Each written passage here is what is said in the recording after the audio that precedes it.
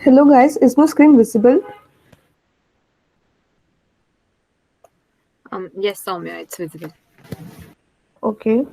So, a very warm afternoon to one and all. Today, Tanya and I, on the behalf of ACM IGT2W, are going to conduct another fundamental session on web development. This series of sessions, as you have seen in us on our social media platforms, are a part of an initiative called Code.org organization that is usually conducted during Open Education Week, that is 7th to 13th December. So we are also being a part of it this year, and we are conducting this series of session for you all guys. Okay.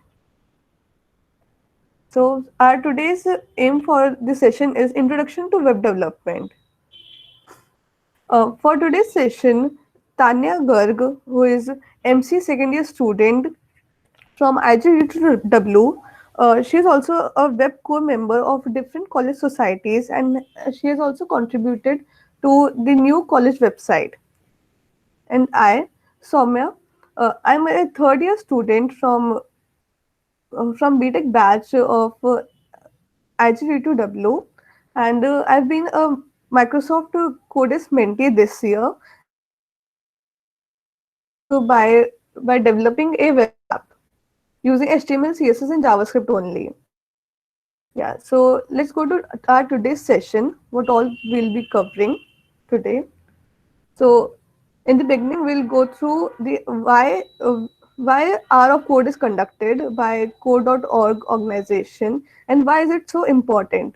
Then we'll walk you through the basics of HTML, CSS, uh, and then we'll create a responsive website using Bootstrap and CSS, and then the thing that you would be like most interested in would be hosting your first website, and then we'll share the resources, and then at the end we'll click a group fee.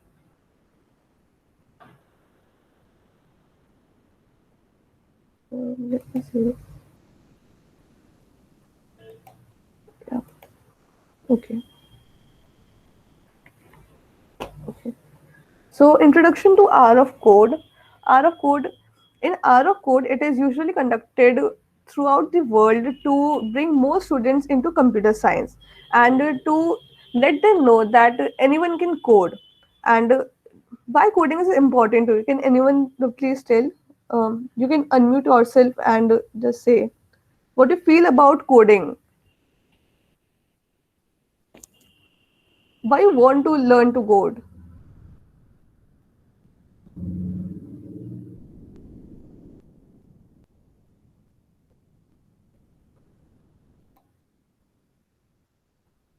Would anyone would like to say something? Okay, so let me tell you, uh, some students are interested in singing or playing instruments. Some are interested into painting. So, coding is a kind of expressing yourself through code, and you can do as much creativity as you want through coding. So, let's just see what is creativity here.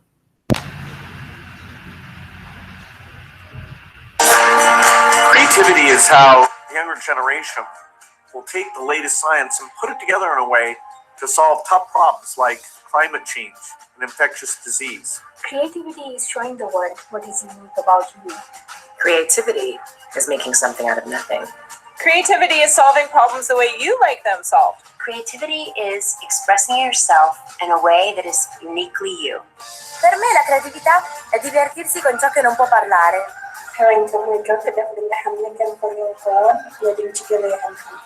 Creativity means waking up one day with an idea that you can change the world. What will you create?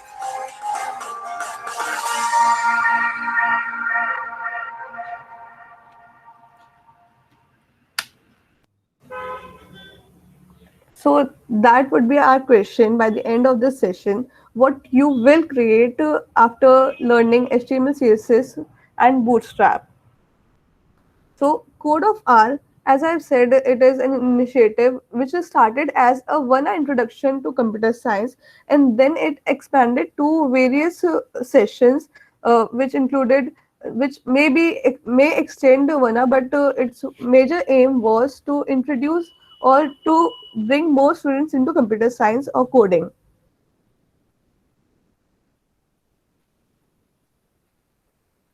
So yeah. So we are here to introduce you to web development. So for that, you must know web development include of two parts. One is front end and other is back end. Front end is something Front end is something that you see on an application. Whatever you are seeing, be it creativity or some animation to it, all are a part of front end. And the backend, as you've seen in many websites, there are forms, and you submit that form. Let's say you have a form and you submit that form, and then your name will appear in a list. That is a front end part. But the thing that is going in the backend is you are filling that form, your entries are going into a database. Then from the database, the website is extracting those names or whatever information you have filled, and then it is showing to the front end part. So for backend, we have many languages or frameworks, like we have Ruby, we have C hash, PHP, and we use Python, etc. And now Tanya will walk through the to the responsive websites. Tanya, would you like to take? Okay, thank you, Soumya. So, hello guys. I'm Tanya Garg, MCA second year student at IGGTU. So, yeah, I have been into web development like since 2 to 3 years, and I have done my graduation in BSc Computer Science Honors. From there, I have started doing web development only. Okay, so yeah. So, can I know, is my screen visible? Oh, yes, Tanya, your screen is visible. Okay, thank you, Soumya. So now as Soumya has totally described about the web development, that it has major described into two broad categories, that is front end development and the back end development. In today's session, I'll tell you about some important aspects of front end development, that is how to make a responsive website. So let's get deeper into this. So yeah. So first of all, what do you mean by responsive websites? So can anyone tell me about this?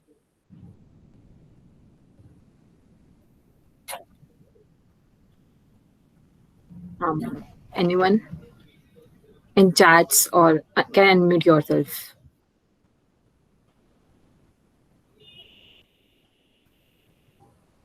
Okay, websites is changes according to your device.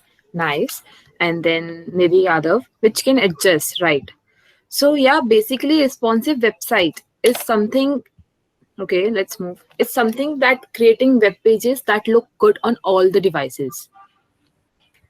Okay, so responsive web design will automatically adjust for different screen size and viewports, as Nidhi mentioned. Okay, any more answers from you?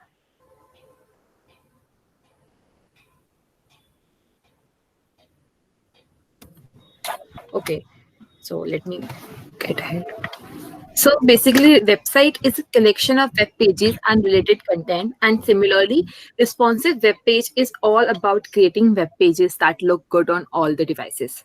Responsive web design is using HTML, CSS, and other techniques to automatically resize, hide, shrink, or enlarge a website to make it look good all on the devices. So basically, what kind of devices we are talking about? Basically, usually people suffer, like people usually browse using desktops, different tablet views, different phone views. So the website should look good on all the screen sizes in respect of different phones, different systems, and different devices. So why do we need a responsive website? A website must not look good only on a desktop screen, but also on tablets and smartphones. Can anyone answer and unmute? to tell me like how is their experience regarding responsive website.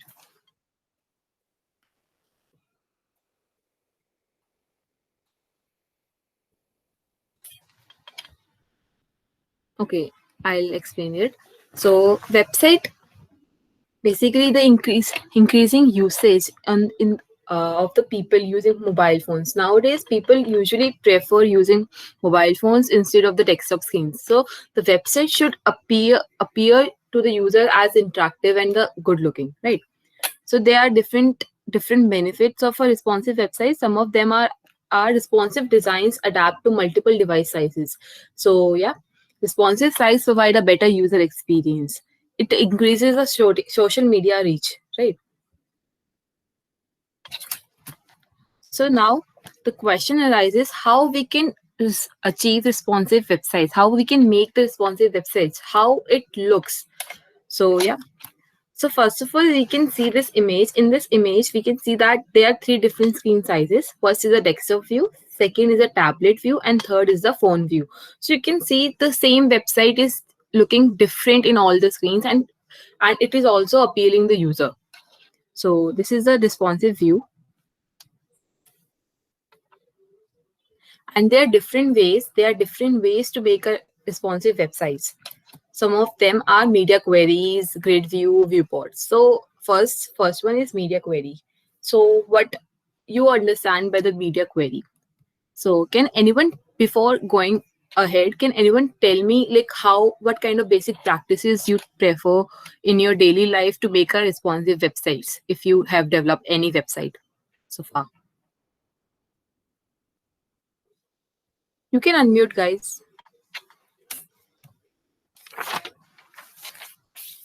Can you please repeat your question? Okay. And the question is what kind of activities like practices you practice in your daily life to make a responsive websites if you have ever done the web development before? Is my question clear? Yes, I can. I think basically we usually add a responsive.css uh, style sheet in our website, and inside that we give at media something like coding so that it can adjust accordingly to a size of a device. Right. So we have to code according to the different screen size, as you have mentioned. So in order to achieve this target, we have media queries with us. So media query is a CSS technique introduced in CSS3. It uses @media rule to include a block of CSS properties only if a certain condition is true. So by this line, I meant that in a way to show some elements, to hide some elements, to set up different properties to an element on the web page, we include the media tags. So media query is used. So also you know that responsiveness is related to different views on different screens. So we can include media queries for different screen sizes in order to style our web page. So by using different media queries, we can add as many breakpoints in our web page. Some of them are, so this is a way how we can include the media queries. So this is a syntax of using media queries: @media, only, screen, and max width 600 pixel. Here, they are the terms max width. Max width refers to the property where we define that the screenshot should be minimum 600 pixel and should be maximum 600 pixel and even less. So for the screen size, small screen sizes, we add this kind of media query, that is media only screen and max width 600 pixel. We can mention any size in this query. Another type of media query is like minimum width, where we can define like कि इससे छोटी सी screen से ज्यादा बड़ी screen के लिए हमें चाहिए, मतलब मिनिमम स्क्रीन साइज 600 पिक्सल हो तो ये प्रॉपर्टी हमें दिखे, एल्स वो प्रॉपर्टी हमें ना दिखे. So there are examples of different screen size like small devices, portrait tablets, landscape tablets, laptop views, desktop views, and for extra large screens. So for extra large screen, you have always thought of the PC screen like 1200 pixel resolution, right? So let's take an example of how to include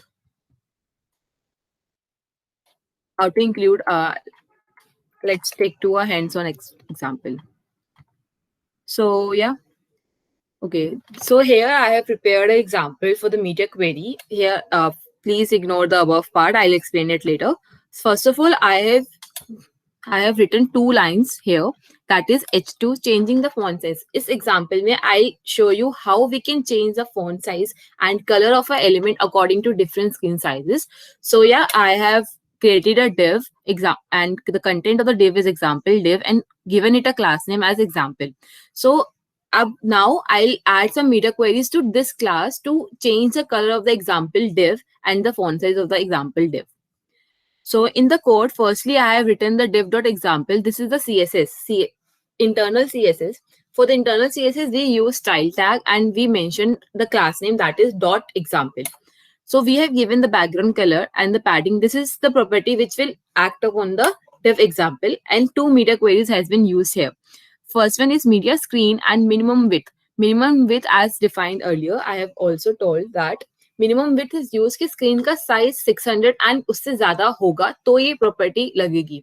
तो इसका मतलब for the largest screen size this media screen property will act. And here we have written the CSS block that is a div.example, same the above, but we have mentioned the font size to be 80 pixel and the color to be red color. So for the large screen, the div example will have the font size 80 pixel and the color as red color. And the second media query mentioned here includes that maximum width should be 600 pixel, meaning that it will work for all those screen size with having width is equals to 600 or less than 600. So that is basically smaller screen sizes. So here we have mentioned the same CSS block on the same property div.example, but here we have overwritten the above property, that is font size equals to 30 pixel instead of 80 pixel and the color is set it to be the blue color. So yeah, let's run this example in the browser. So now you can see that this screen size is quite large. So here the color of the div is red and the size of the text is 80 pixel. So now when we inspect, so basically inspect is a developer tool through which we can see our web page in different screen size and with other properties also. So let me explain first this screen which is shown to you. So in the left top bar, this is an element. This is the HTML code which we have written. So whenever we hover over these body tags, we'll get H2 and then div example div. So and this is the style which is appearing here. So now whenever we see that this is a size, we can see that responsive size is width is 1147. So when we change it to less than 600, say something 500, then enter, we can see that the color of the div is changed to blue color. And the font size is also reduced. We can check the font size also. So we can see that whenever we click on the example div now, here the style changes to the media screen and max width equals to 600 pixel and the div.example property is set to font size 30 pixel and the color is set to blue. Whenever we increase the size again, we can see the red color transition, right? So this is the example of adding media queries. Likewise, we can add different media queries for different screens. Generally, for the mobile size screens, we add media queries using 768 pixels. So right now, till now, anyone have any doubts? Like किसी को कुछ समझना है, मैं समझाऊं media queries के different examples. In the given example, I have tried to change the color and the font size of the div using media queries. Do you want me to do something extra?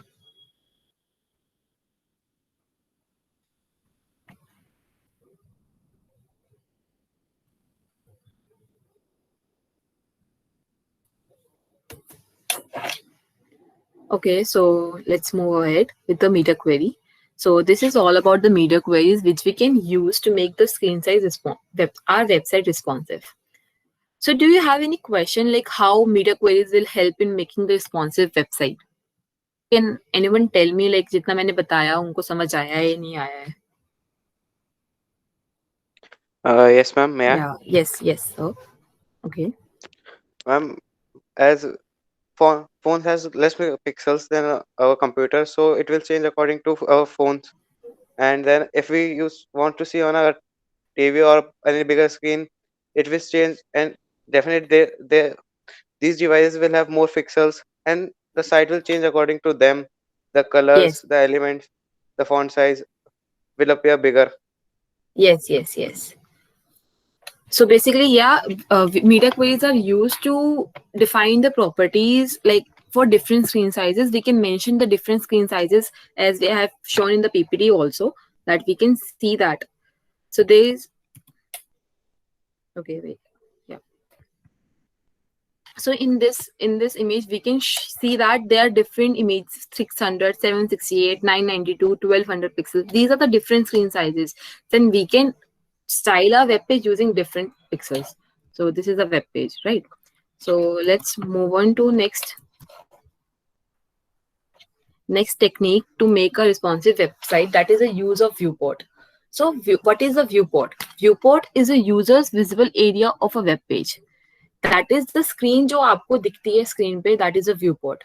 Viewport varies with the device and will be smaller on a mobile phone than on a computer screen. Obvious सी बात है, अगर आप देखो phone का screen size छोटा होता है तो उसकी विड्थ भी अकॉर्डिंगली चेंज होती है. एंड सिमिलरली द टैबलेट का साइज थोड़ा सा बड़ा होता है फोन से, तो उसकी विड्थ थोड़ी सी अलग होती है.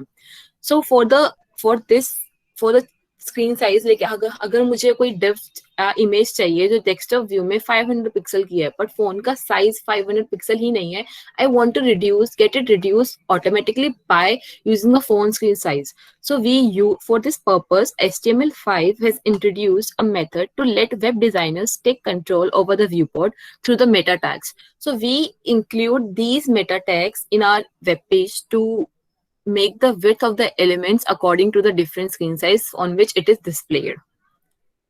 So for getting this difference, we use meta tags. The syntax for the meta tag is as below.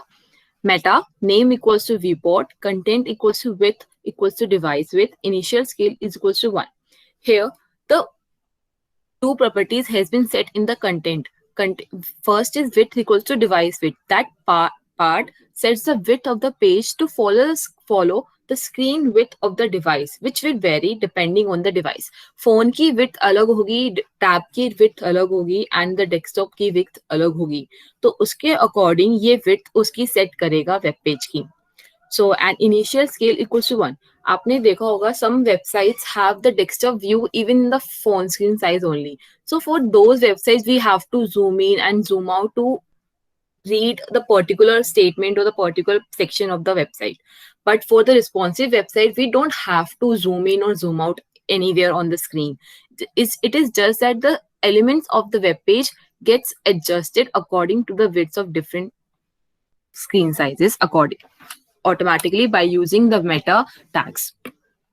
So yeah, in the previous example of the media query, I have mentioned that please ignore the above statements. So I can show that I have used the meta tag there as well. In the same example, I have used a meta tag in the head tag, that is a meta name equals to viewport, content width and initial scale is equals to set equals to 1. That is no zoom in should be there. Okay, so this is all about the viewport tags. So next technique to make a responsive website is the use of grid view. So grid view is basically the page is divided into number of columns. So can anyone tell me, like, if you have worked on websites, like how many columns that a web page gets divided into?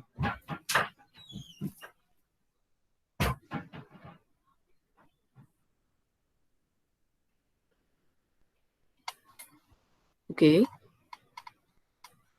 So generally, a web page is divided into 12 columns and has a total width of 100% and will shrink and expand as you resize the browser window.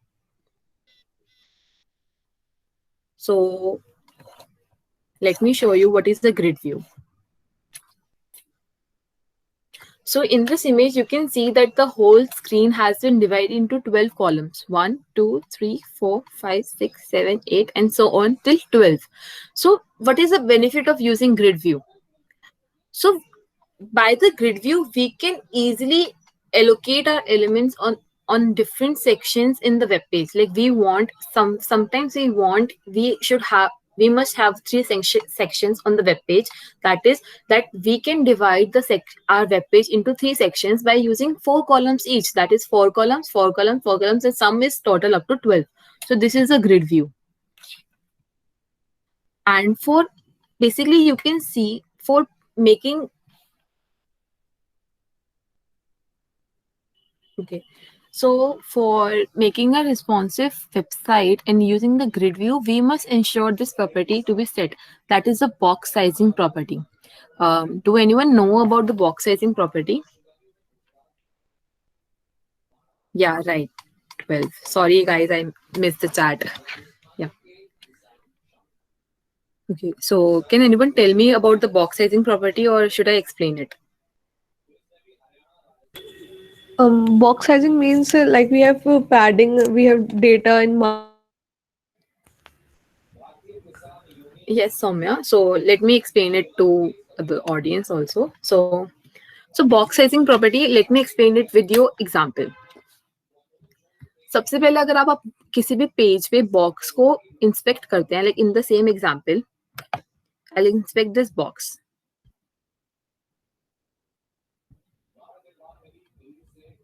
You can see after inspecting there is a box model here. The box model shows that there is a specific padding, margin, border, size, and the width of the box. So yeah. So here is the example of box sizing. First of all, let's understand without the box sizing how divs gets displayed. So in this code, I have made two divs, div1 and the div2, and set the width and the height of both the divs to be 300 pixel and 100 pixel respectively.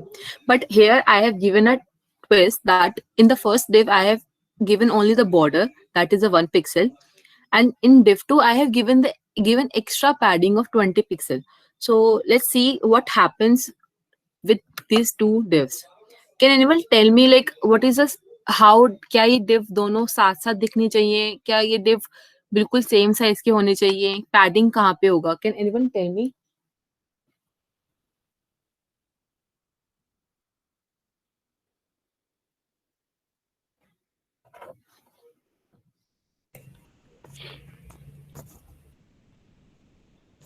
I guess वो अलग-अलग lines में होंगे दोनों div.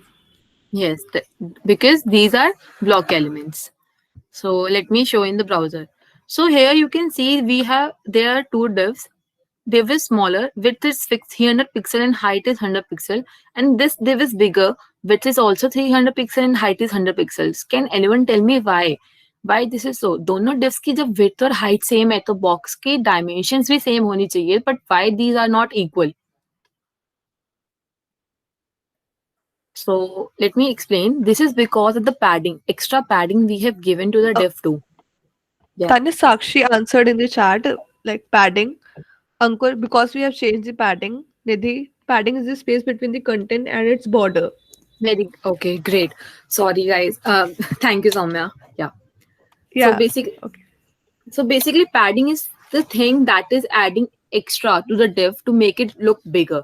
So to avoid these type of discrepancies in the web page, because we want divs of, as I have told you in the previous example, I want 3 divs in the main web page that is of equal width, that is 4 size 4 because there are 12 columns. So we'll use box sizing property now. Let me comment this part, and I have given two CSS with the box sizing property. Here you can see that the difference in div1 and div2. I have clearly written this property, box sizing border box, and even div1 to div1 also. And you can see that I have given that padding here also. So can anyone tell me कि अब कैसे box दिखेंगे?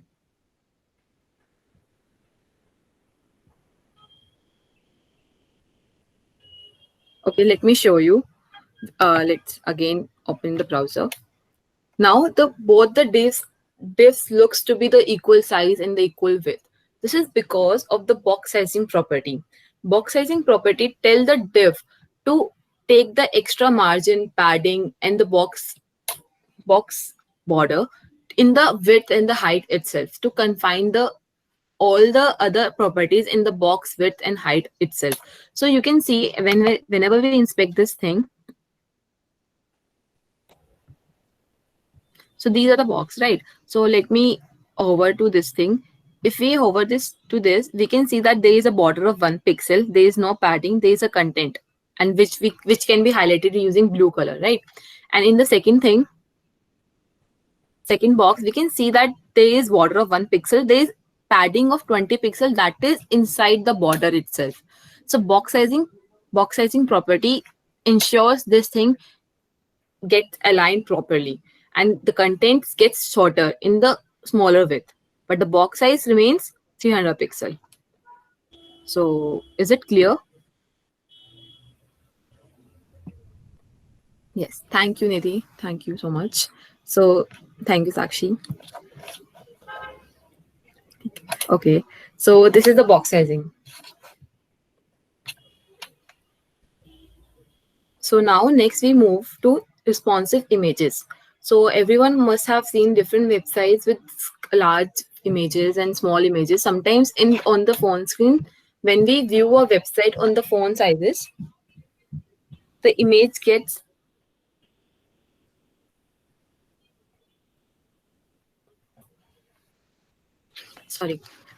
distorted or gets extra horizontal space in the website, due to which we get a horizontal scroll bar.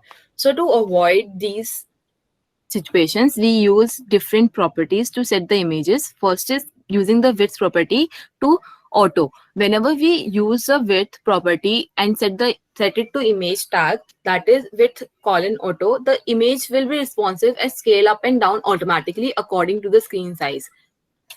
And second thing is to use a max width property.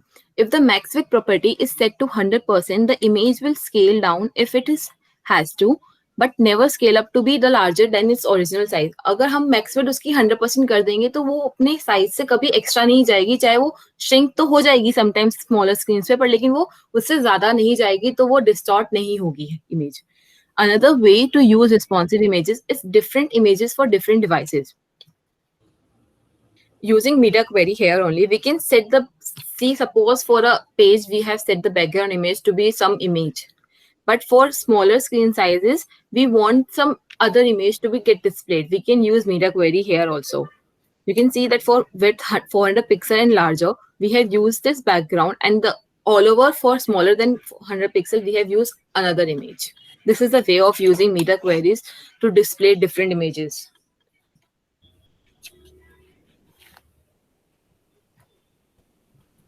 And the last technique to make a responsive images is that the HTML5 has introduced a new element picture in which we can set different sources according to the media query. Here the syntax. Okay, wait.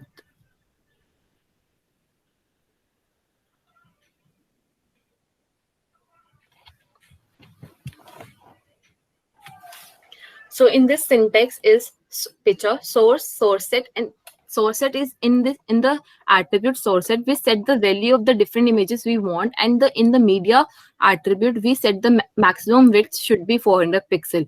कि अगर size screen का 400 pixel होता है तो वो इस picture के source को लेगा, and for the rest screen size it will take the second thing, and image tag is necessary to mention in this thing.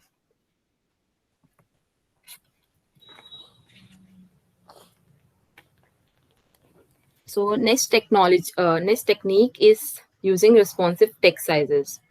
So yeah, some like हम जितने भी websites बनाते हैं, we usually work with the pixels. So pixel is a static size. Like for the screen size, if we mention the text size to be 80 pixel, तो वो phone में भी 80 pixel होगा, and desktop में भी 80 pixel होगा. But उससे क्या होगा कि size बड़ा होगा, वो adjust नहीं करेगा. तो to avoid such discrepancies in the web pages, we use VW unit. VW stands for viewport width. The way how we can use VW is as follows.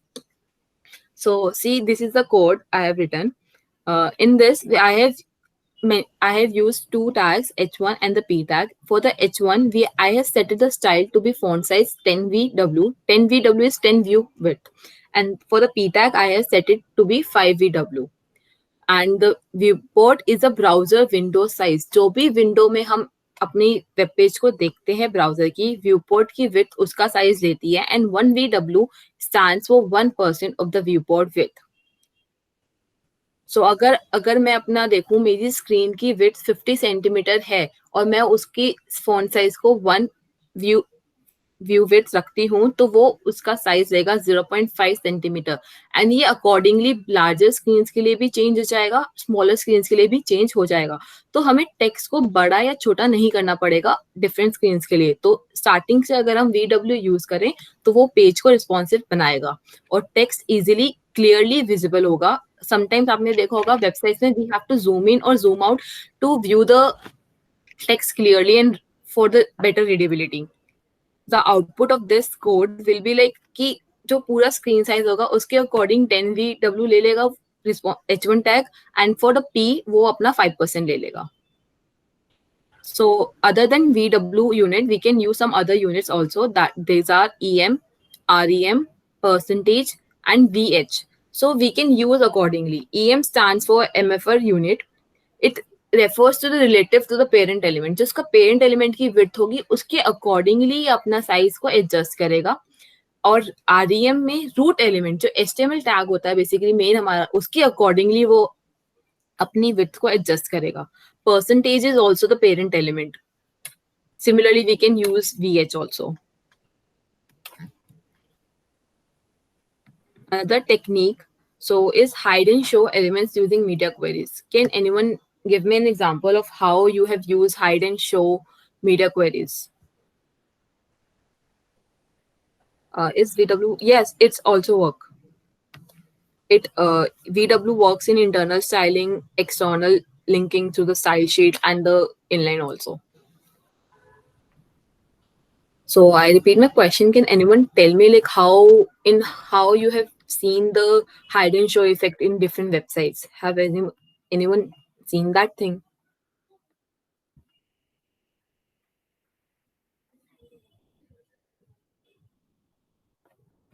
Okay.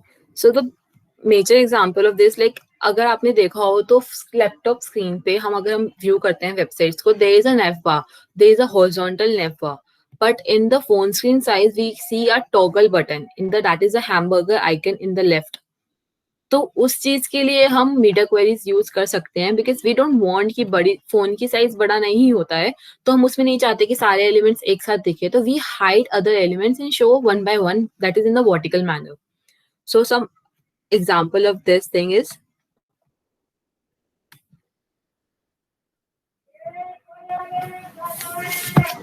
so in this I have similarly made the example div like the previous example. अब मैंने इस पे media query लगाई है.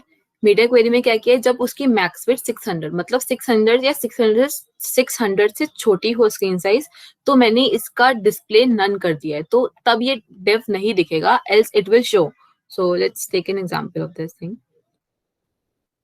So in this screenshot, you can see that the screen size is above the 600 pixel. So we can clearly see the example div with yellow color background.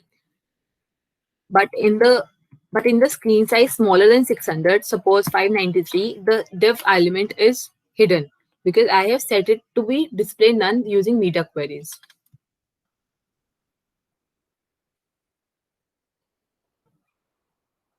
Okay. Yeah, these 3 rows. Yeah. Nice. Great. So any doubt in hide and show elements using media queries?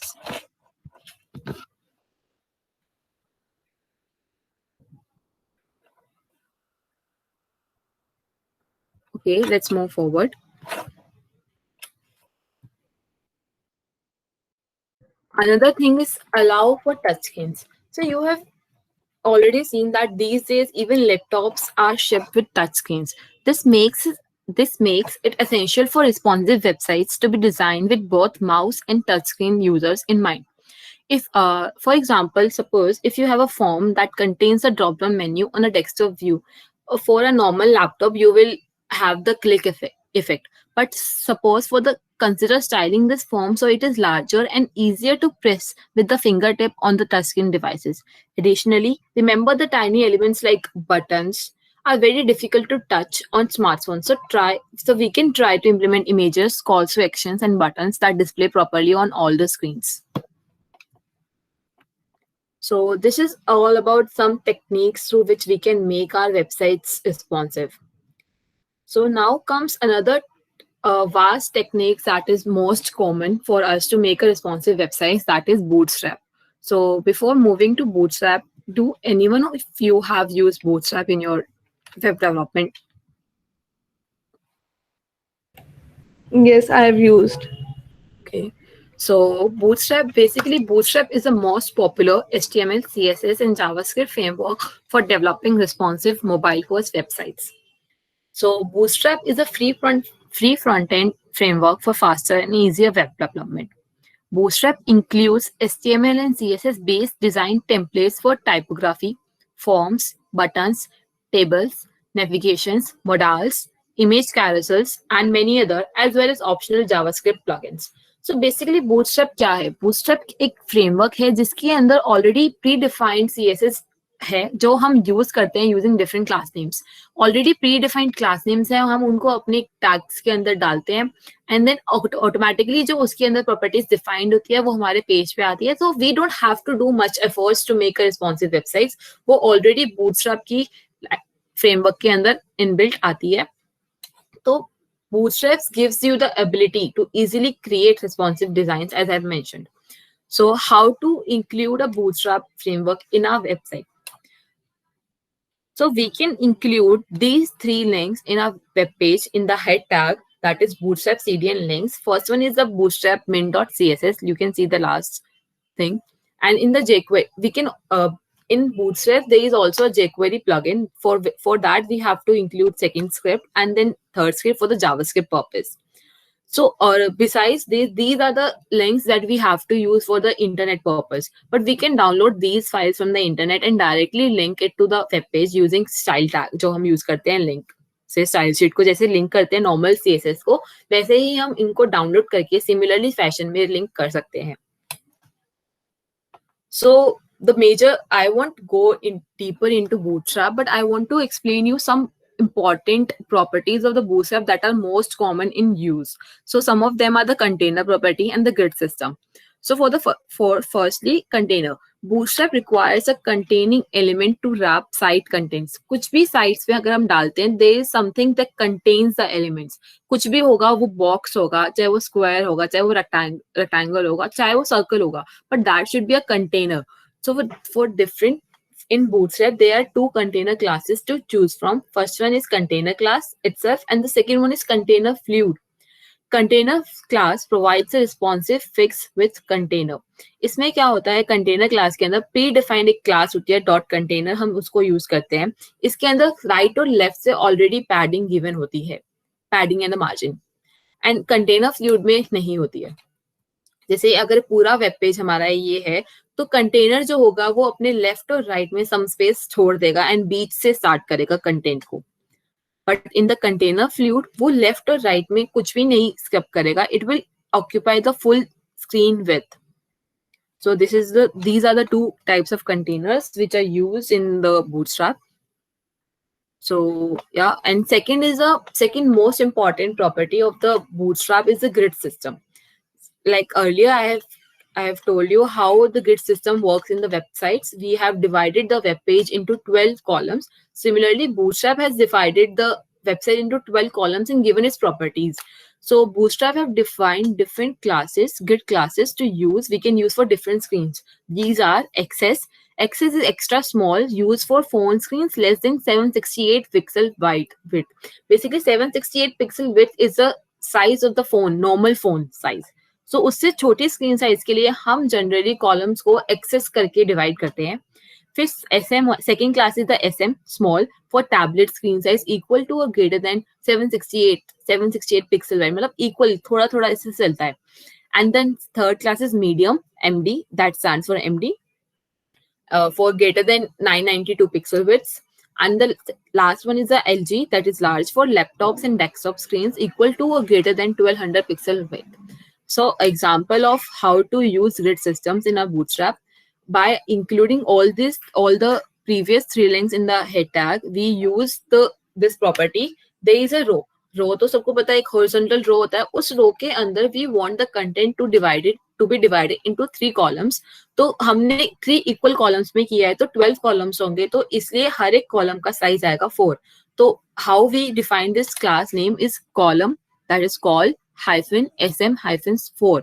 For smaller screen size, we can mention also column call -xs:4, right? So this is a way how we can use grid classes in the Bootstrap. Let's see an example of this thing. You can see that in this example, I have making a row.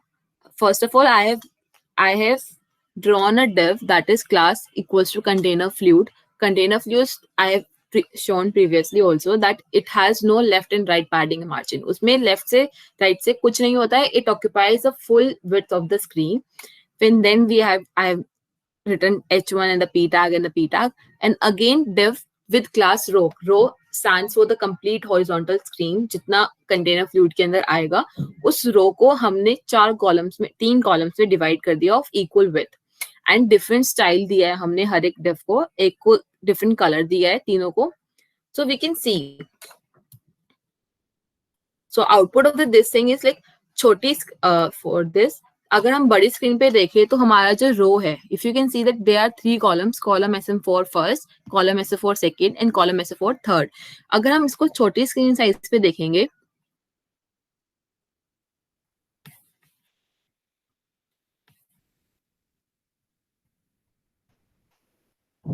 अगर हम इसको एक second guys,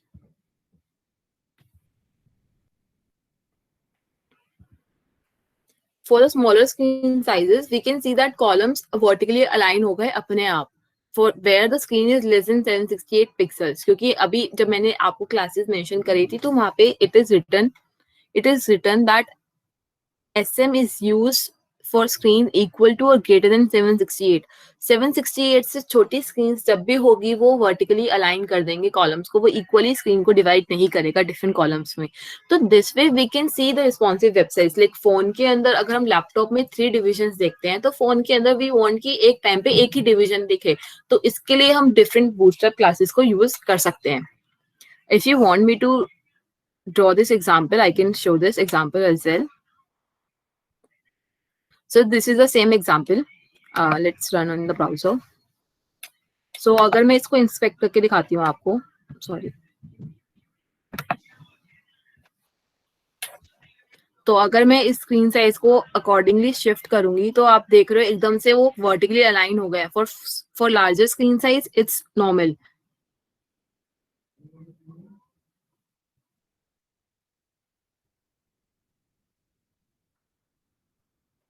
देखो जैसे screen size 768 से थोड़ी सी छोटी हुई, वो वर्टिकली अलाइन हो गए. So this way we can use grid system using bootstrap.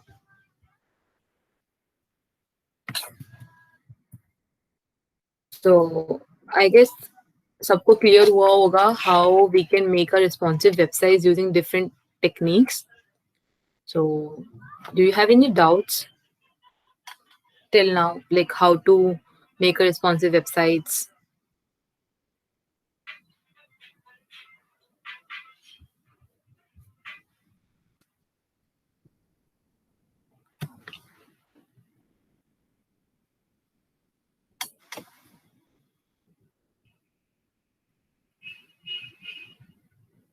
Yes, Nidhi, I can share this PPT at the last session.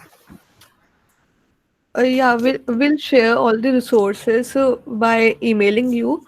But for that, you need to fill this feedback form that I've circulated previously in Yeah. the chat. Okay.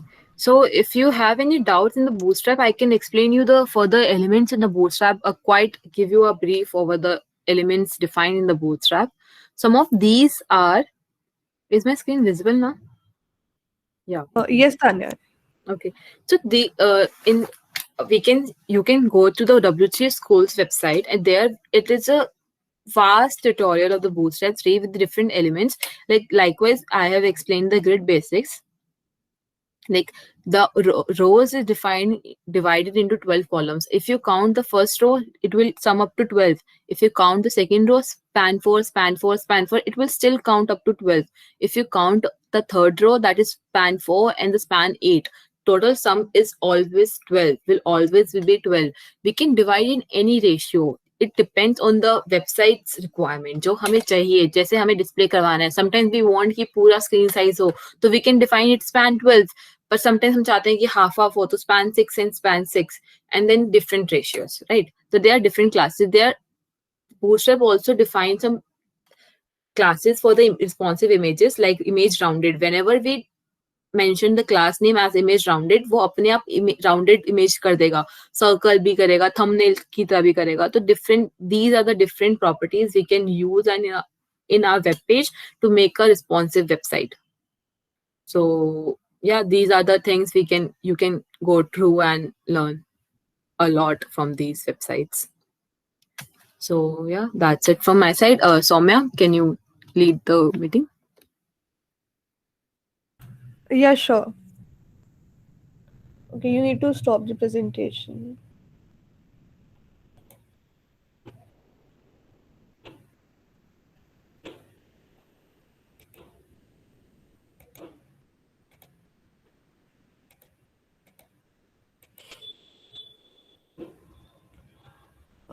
Yeah. Yeah.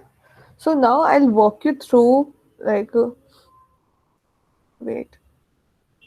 I'll walk you through a hands-on on using Bootstrap and how you can create a totally responsive website. So for that, we'll first create a GitHub account and we'll use GitHub to host a website. So first we'll need to create a repository. Yeah, first I'll go through all the slides and then I can share. Yeah. First I'll tell you about Git and GitHub, and then I'll show you some commands, and then we'll create a repository and we'll start coding on that. Yeah. So GitHub, how many of you ever explored the GitHub website? Like this is the website, and how many of you have an account on GitHub? If you don't have till now, then I would recommend you to have one. So it is very useful. It is used to host your repositories, like you can see here. Yeah.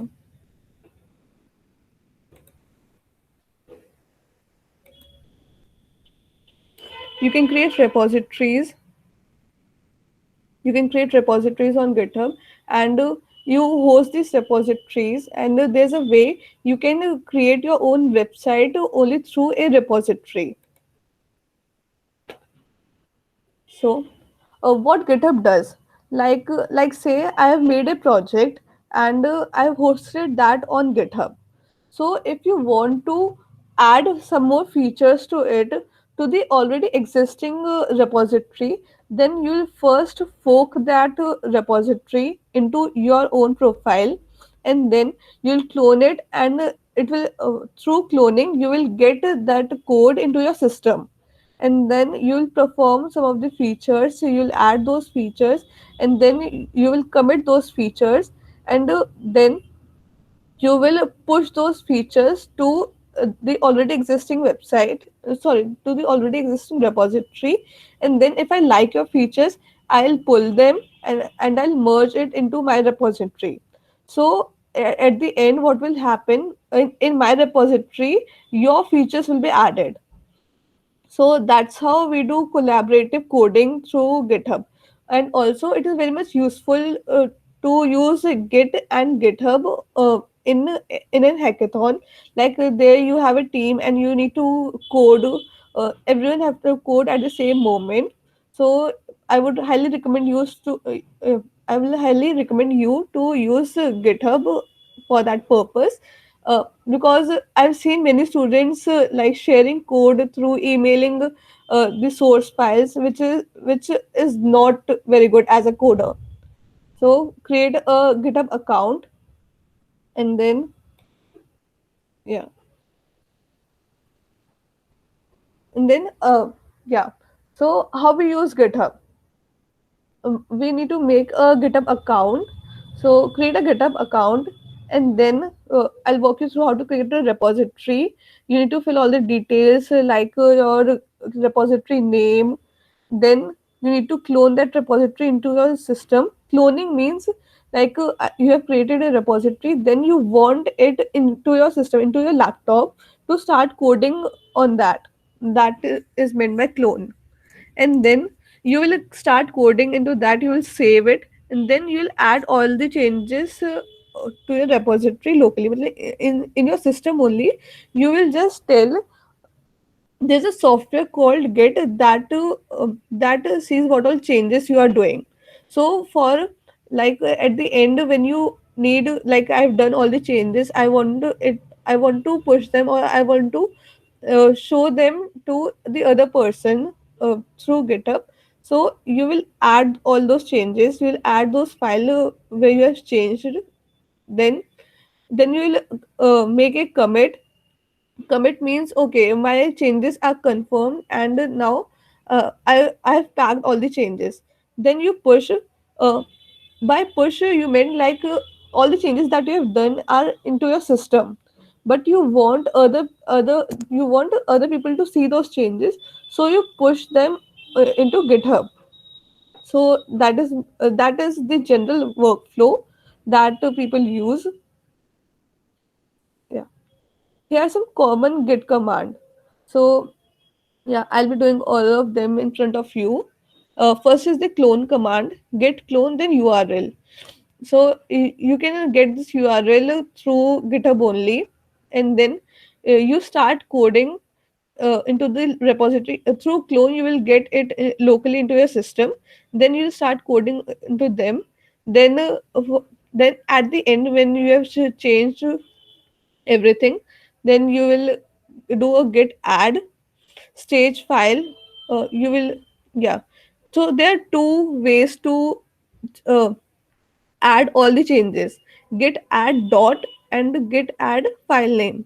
Using git add dot, it means you are staging all the files that you have changed, and through git add, you will, like you are doing it one by one, file by file. And then you make a commit. Git commit dash m means for message, and then in a double quotes you'll write your message, like what you have changed. It's like a short note to for you to remember, like what you have changed. Then you need to push it into GitHub. So for pushing, you will do git push, then remote name. So like now I'll introduce you what is remote. Like as I've said, you are cloning it from a repository into a system. So you need to let the software know, which is Git. You need to let it know like what is the name of that repository. So usually if you are cloning it, it is called origin, and you can explicitly change its name also, but that is another part. And then your branch name, usually the default branch name is main. Previously it was called master, but now GitHub has changed it to main. So for today's purpose, we'll just push our main branch only, because we are just starting our project. Yeah. So yeah, at the end, what are the prerequisites for hosting our website on GitHub? First of all, GitHub has this feature called GitHub Pages, through which we are hosting our website. So, which makes it easy and free for you to create multi-file website. And the host name that you'll get will be your GitHub username .github.io. So this would be the URL through which you can see your website, or you can share it with your friends. And okay, so the only condition that GitHub asks is you need to name your main file as index.html. So the server only sees the index.html, and then for the first thing it does is go to index.html, and in that it may be possible that you are linking more files to index.html only. So you have to make it index.html only. You can't name it anything else. Yeah. And also, GitHub hosts only projects that have HTML, CSS, JavaScript, and images only. So you can't host a website which also have a backend. Backend in the sense it is having database also connected to it, or it is a Django project. You can't host that on GitHub. Other hosting options instead of GitHub are Netlify. Netlify is really easy to use. You can directly host using your GitHub repositories only. Heroku also provide a command line interface for hosting. Fast.io, I use Fast.io. Like it is like you it access a folder in your Google Drive, and in that you add all your files, and it just give you a URL and it is hosted. And the last is DigitalOcean. So now I'll walk you through like all the steps that we have discussed now. First, you'll go to your account, your GitHub account, and then you'll say new. Okay. So for hosting a website, you have to can you all see my screen? Yes, Soumya, it's visible. Yeah, okay. Yeah. For hosting purpose, you have to look after the name convention. That is, you have to name it after your GitHub name, GitHub username dot github.io. This should be the repository name, or else it won't get hosted. Then let's just add a README. Okay, yeah, and then So create. basically, the repository name should ends with the .github.io. That is a unique identity which GitHub provides to the repository name. If we do that, we can host that repository easily. And repository should be public only. Yeah. So as it says, this will set main as a default branch. So let's just create. Okay, so our repository got created. Now the next step was to clone the repository. So for that, for cloning purpose, we'll just copy this HTTPS URL, and then uh, we'll open our terminal, or for Windows user, you use command prompt. I'll just go to the folder where I want to clone it in. Yeah. So the command was git clone, and then paste the URL. Okay. Yeah. Okay. I already cloned it. Let me just delete this previous one.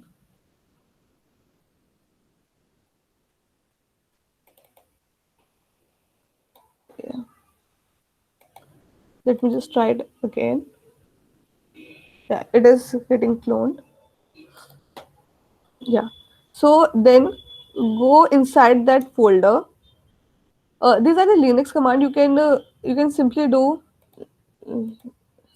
this.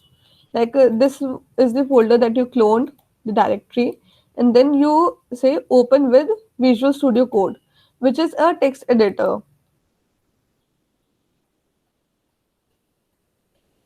So it will now open.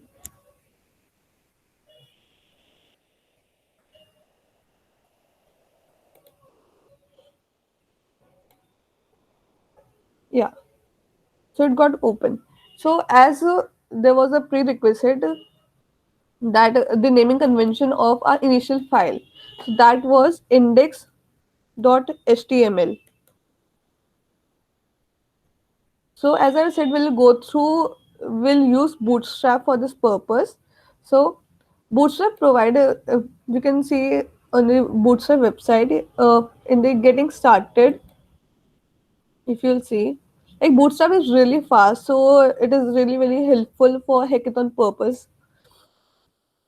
Yeah, here's this starters template. So to make our development fast, we'll just copy here starter template. So yeah, um, okay. Let me run it here. Let us see these changes. Wait, this is the live server. I need to like start it again.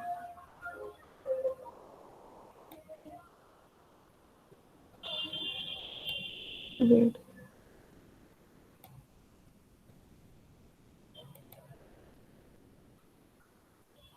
Through live server, we can see the changes as we are coding it. So like sometimes you need to reload the live server. Yeah, I got this option here. Go live. Yeah. So here you can see if you will see this code. Yeah. So as Tanya already mentioned the meta tag for making your website responsive. So Bootstrap is already looking after all these things that we need. And then it linked our style sheet here inside a head tag. And then this is title. I'll show what is title, and then inside the body you'll do what all you want to add. And then these are the requirements in Bootstrap. It is using jQuery, and also the sequence is really important. Like sometimes it happens that your nav bar is not working, the toggle of nav bar is not working. So most of the time the reason is you did something wrong with the sequence, or you didn't include all of them. So one is jQuery, one is Popper, and the other is the Bootstrap JavaScript. So yeah, let's go back. Like what we can see here is this is loading. So in the title, what you mention in the title will appear here. Like if you will hover, you can see "Hello World," which was the title. So let's make small changes and see it live. Like say we add website, save the change, and then it automatically got loaded through our live server. And then if we'll hover it, it says now website. Let's change something here in the h1 tag. Hello, saved. Now it says hello. So yeah, this was a fundamental thing. So what Tanya mentioned in the beginning was container. So let's see what are containers. Now I'm teaching you how to use this documentation, this Bootstrap documentation. So you will see in the component part. Let's search containers. Containers. Yeah. So as Tanya mentioned, containers. There are two types of containers. One for one we use only container. For other we use container fluid. So let's use this container. Let's just paste it here, and now let's say hello. If we'll save it here, now you can see hello got the space from the left hand side. So this is because of the container. And let's just experiment. If we'll write fluid,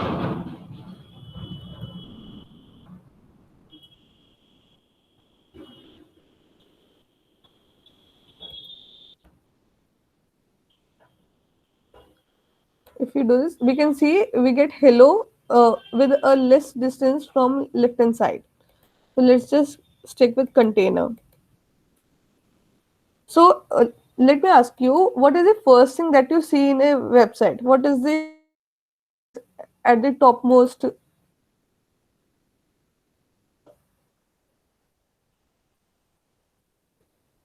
Okay, so what is this? What is on this website? There's a one logo. These are some of the items. What do you call this? Header. Yeah, a navbar.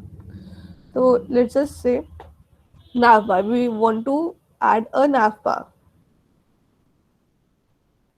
So You can see how it works. Then there would be some examples. Here it is showing a nav bar. Let me just extend it. Yeah, yeah. This is showing a nav bar, and then you got all the code for nav bar. You'll get a nav bar that is a logo, then a home link icon. So you can just copy and paste it inside the container. So let's see what happened here. Yeah. So one thing that you have noticed, it is giving the space. This space is because we have used a container class, and then you can see this is nav, this is home, some of the items, and then this is search, search, and this search logo. So you just copied it from the website. So to remove them, let me just go to what we have used. Okay, this was navbar. So here it is expand dash LG. LG means large. Here it says navbar light. It means the light color. And for navbar background, what will be the background of the navbar? Then here's this A tag. A tag for navbar brand, which is the logo. Okay. Then here, this button you can see. I'll just show. Yeah, you can see it is. You can see the whole nav bar. But if you reduce its size, you can see it as a button. Yeah, you got this button. You click it, and then this is this toggle button. So this you included. This you included through this button, which is navbar toggle type button data toggle, and you name it as collapse. Collapse means it is becoming large and then it is becoming small. Then data target. Then here you are specifying the content. Yeah, and then yeah, let's just leave all of that. Then span. This span is the navbar toggle icon, the icon that you saw with the three lines that we have added through the span. And now it says data target. You are Yeah, so data target, then you have used this hash, then this navbar support content. That means all of this in the next div, the ID you are using the same ID, navbar supported content, and then ID equals to navbar supported content. It means when you will click to this button, it will show everything that is inside this div. Yeah. So like according to your need, you can just uh, like we don't want this search form, we'll just remove it. Yeah. Also, like Soumya, please share the code. Yeah. So Yeah. in this code, you can see there is a predefined color like black, gray, something like that, and proper spacing and the padding. You can change it according to yourself by overriding the CSS properties. Like in the HTML, the CSS we include in a web page is from top to bottom manner. But like जब सबसे bottom में CSS define होगी वो ऊपर वाली CSS को override कर देगी. तो जैसे अगर मुझे कंटेनर के अंदर पैडिंग या मार्जिन कम करनी है तो we can use another CSS जो हमारी खुद की CSS होगी दैट इज कस्टम CSS. उसके अंदर हम कंटेनर की मार्जिन और पैडिंग को चेंज कर सकते हैं. तो जो डिफाइंड लास्ट में होगी CSS वो उसके अकॉर्डिंग वर्क करेगा. तो these are the some classes that are predefined in the Bootstrap framework. तो अगर आप बूटस्ट्रैप के फ्रेमवर्क को जाके देखते हो, डाउनलोड करते हो या फिर पढ़ते हो तो इनके अंदर भी सेम CSS प्रॉपर्टीज वही हैं जो हम ऑलरेडी अपने नॉर्मल CSS की तरह यूज करते हैं. बस बूटस्ट्रैप ने हमें ये प्रॉपर प्लेटफॉर्म दे दिया है कि instead of writing the whole CSS like one by one करो देखो, पर उन्होंने पूरा प्लेटफॉर्म दे दिया है जहाँ से हम डायरेक्टली एलिमेंट्स को पिक कर सकते हैं और अपनी वेबसाइट में प्लेस कर सकते हैं. तो this is what bootstrap do and provide us. Yeah. Yeah. Thanks, Sanya. And here you can see the major purpose of using Bootstrap. Like we have created the whole nav bar without including any style sheet. We are doing everything into this index HTML only. So let's say, let me introduce you to another component, that is Jumbotron. This is another class of, yeah,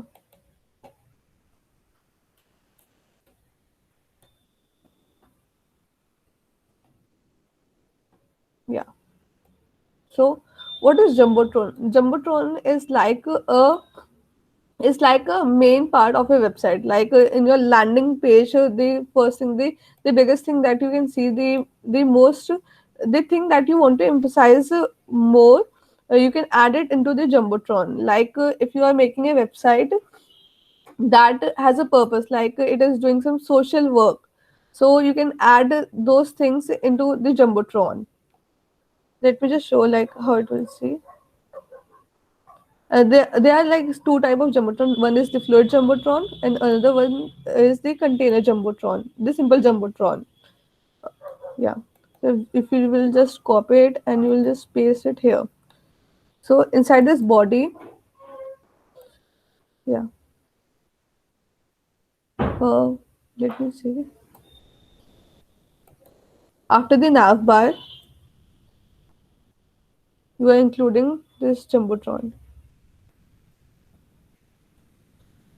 Let us just save it and see how it is looking. So yeah, this is our jumbotron. The okay. So accordingly, you can change the content of it. And now I'll walk you through like what you added inside the Jumbotron. So like what Bootstrap does, it has some predefined these classes, and you need to just add those classes, and it will just take care of all the styling. And then we added this h1 tag with display 4. Let's just see what will happen if we just decrease it to wait. You can see it here. Like, yeah. So it is like in a like the h1 tag, it is used for heading. The same way, if you'll decrease the display dash the number, it will increase its size. The hello got increase. Just let it be 4. Then there's this para tag, and there's this class called lead. So what lead is doing, it is emphasizing on this text. Like you will see, the styling of this text is quite different than our simple text. Yeah. So then we have this hr tag. Hr is for the horizontal. Yeah. Yeah, hr tag, it is, if you can see, there's this horizontal line in our jumbotron. It is because of our hr tag. And then my4, um let, let us see what will happen if we'll just change it true. Okay, so it is giving margin to this horizontal line. If we'll increase it to 4, we got some distance. And then we are again adding this p tag. P is for paragraph. And then we inside this p tag, we added this button. So can anyone please tell me why we use p tag to add a button?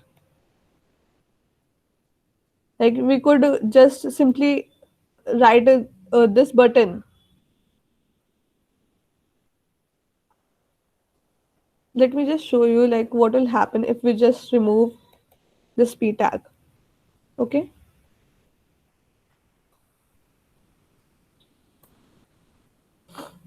You can see in the p tag we added a class called lead.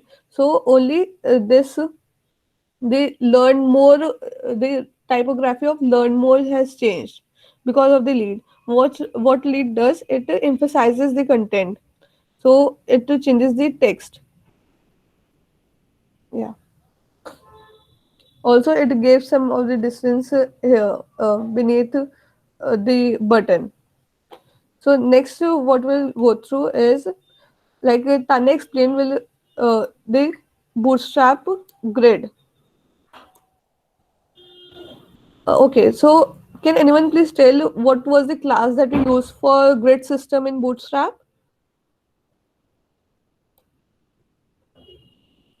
You can just write it down.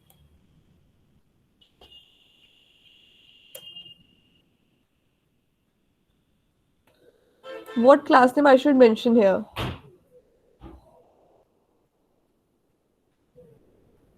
Okay, I'll just mention row. Okay. So yeah, as I've told you, like in the Bootstrap, we use a grid system. For that, we have a row, and in row we have divided the web page into 12 columns. So we can use that classes like column SM, call SX, call LG, call MD. So yeah, Soumya will show you how we can use that in a web page. Yeah, Soumya. Yeah.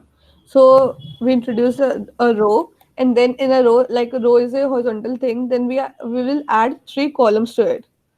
That is div, class, call. Let's just simply do. Then just to show you, okay, let me just add some text. Now, let's say Soumya. Now I'll just copy it here.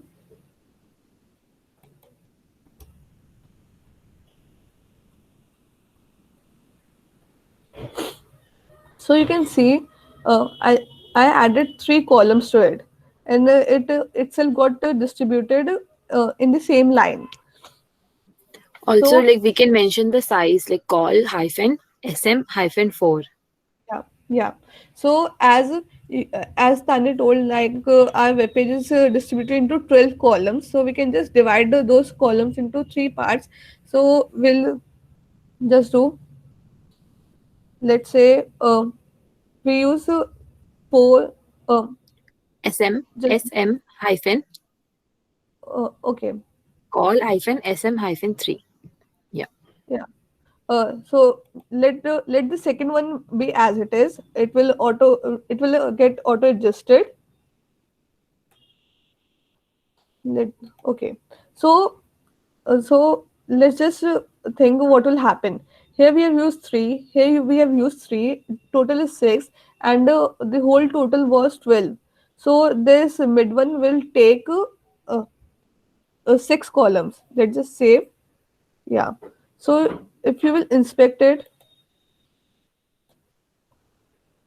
into this responsiveness inside this body, yeah, yeah, in the container part, then the row part, and here you can see this is one column, this is second. So you can see that it is taking 3 column space, it is taking 6 column space, and our third part is taking 3 column space. So that's how we use grid system. Okay, Um, so let okay, Soumya, can you show the screen again? I want to clear the one concept. yeah, Yeah, this one. whenever, yeah. So hover करना बड़ी screen पे. Mhm. Yeah, inspect करके. So yeah, here, guys, here you can see that green portion. Whenever she hover over the first column, that is the margin जो column SM property के अंदर already आता है. That's why I have explained the box sizing property. Because इससे क्या होगा कि अगर already इसके अंदर margin और padding है तो वो hello jumbotron जो भी है उससे बाहर जा रहा है green color का उसका space. तो this way our web page can have horizontal scroll. So to avoid these things, we use box sizing property. Yeah, So I also hope it's clear. you can see here in the styling part also, this is our proper box, and here if you see, this is the written part, then this is the padding part. So it is showing in green the padding part, and then it our box do not have a border or margin, so it is not showing. So the green part is the padding part. And also, like Tanya explained previously, if we are using SM was for small. So when the screen is small, yeah, uh, yeah, our small was this only. Let me just tell you about the extra small part. If you use extra small and 12,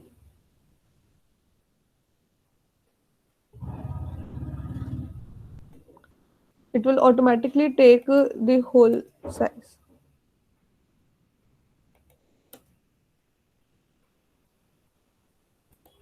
Yeah. So let us just check. Yeah. It is taking the whole column. This whole part is now one column. All the 12 column it is taking. So let us make it more interactive. Like instead of just name, we'll use some card. So let us say, let's just change these properties. Call SM12. We want it to take the whole 12 columns. Then call for medium. Let us take 4. Yeah. Let's just remove this name and add some cards. You'll see what are cards.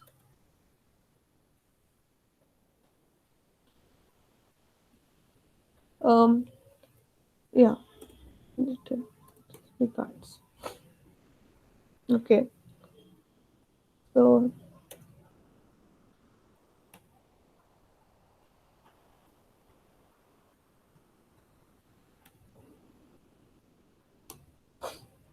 card body. Um, let's just add a title to it, or just copy paste from here. There must be some card. Yeah, yeah.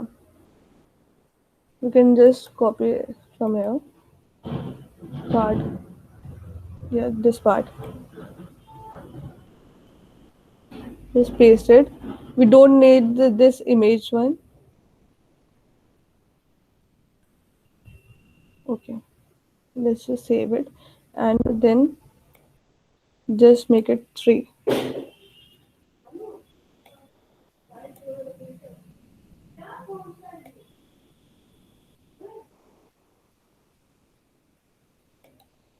Yeah. So you saw we got 3 cards, and if we inspect it, yeah. So whenever there is a small screen, it is taking the spaces. Yeah, it is taking the whole space. So it is getting responsive. It is itself changing it vertically, adjusting vertically. So here we can see there's a problem. Like what we'll do if uh, before because of it's a styling, we're getting these problems. Like there's no space between 2 cards. So what we can do is in the cards only, yeah, in the cards we can add margin. So how do we add margin? We use margin bottom, say 4 bottom into these cards. Let's just see. Now you can see some space. Yeah. So I think you all are getting how these cards or how we can use Bootstrap through this. Um, let us just now simply try to see what it will look on the phone. So let's try to like push only this code only. Then you can like create your own website through your own creativity and this using this documentation. We'll now push our code and see if we'll get a URL. So in the VS Code only, you can start a new terminal. Do git. The first command that I said was git. So you can add a simple file or you can just do a git add dot. Okay. So then it was git commit dash m message. Let's say initial commit. You added all the commit. Then you push. Git push. Okay. So when you are pushing it for the first time, make sure you use git push dash u, and then, as I said, the when you clone for the first time, the remote name is origin. Then our branch, as when we created a repository, it said it is main. Okay,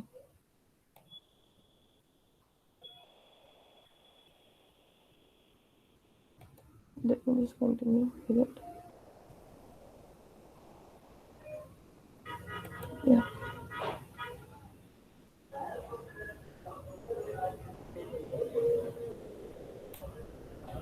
Um, that is through terminal only. Like it is asking for some of the permission that I don't want to give. Okay. CD was like somewhere tap this. Then let's see. We completed all the steps. So just the last one was remaining. So get push dash u origin main. So it is now asking my GitHub username Soumya 1804, and then password. You guys can configure your username and the password using some git config commands. Like you don't have to enter it all the times if you're using your CMD regularly. So Yeah, there are different commands you can check on the GitHub website. That is Git cheat sheet will provide you in the end after the session in the PPT. yeah. So now, if you reload, you can see we pushed this file. It is pushed 2 minutes ago, and then let's see if we actually got our website hosted.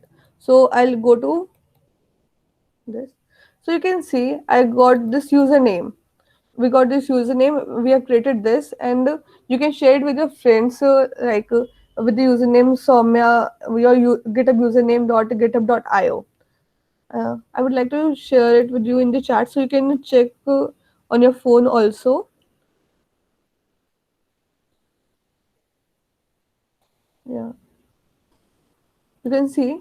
And for the responsiveness, you can inspect it through inspect, and then let's say I want to check it on Moto G4 if it is looking okay. This navbar is working. Okay, fine. Let's check for another thing. Okay, so it is looking fine. You can check for a different screen by changing its width. Yeah. So that's how you hosted your website using GitHub.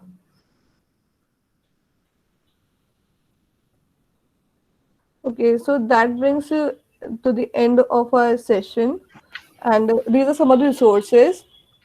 Like I myself use W3 School most of the time for we you can't remember all those components, all the bootstrap classes. So it is all right to just check through the documentation. I myself check the documentation, having the habit of seeing the documentation and learning it one at a time only. And then you have CSS tricks. This is really good website.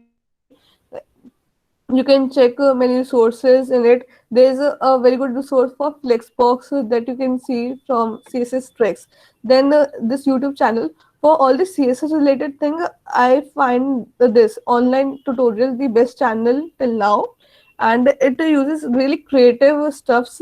It teaches you really creative stuffs. One is Apna College.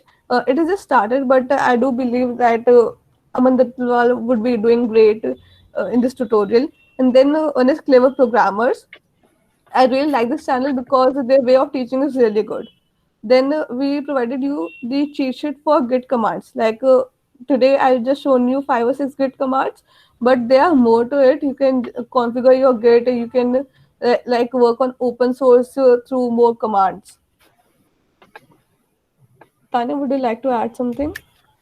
So yeah, let's conclude the session. Thank you guys for listening to us for this amazing long session.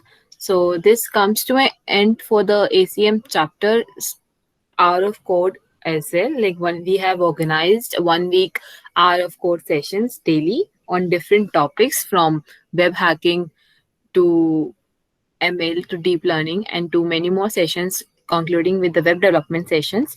So, in order, we also will also provide certificates to the participants and the attendees.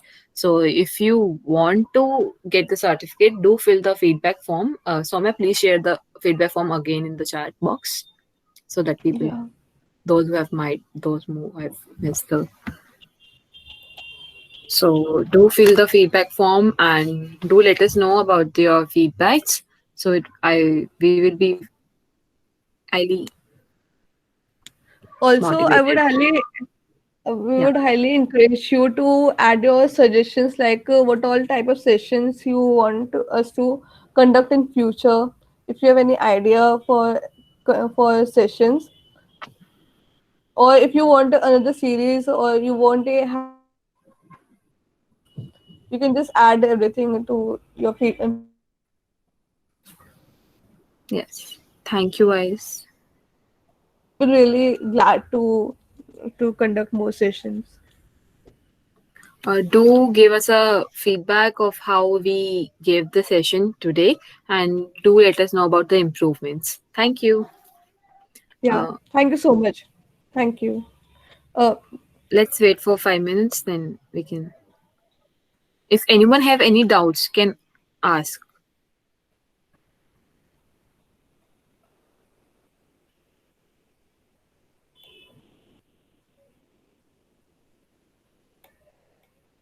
okay, any doubts? If you want to know more resources, or if you want to know any of our experiences with web development,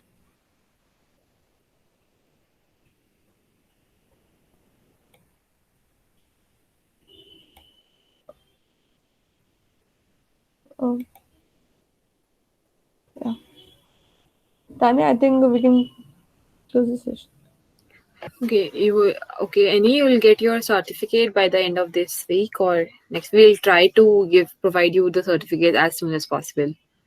Thank you, Anmol. Yeah, yeah. Today was last session, so we'll be working towards your certificates. Yeah, thank you. Yeah, thanks a lot, everyone. Thank you.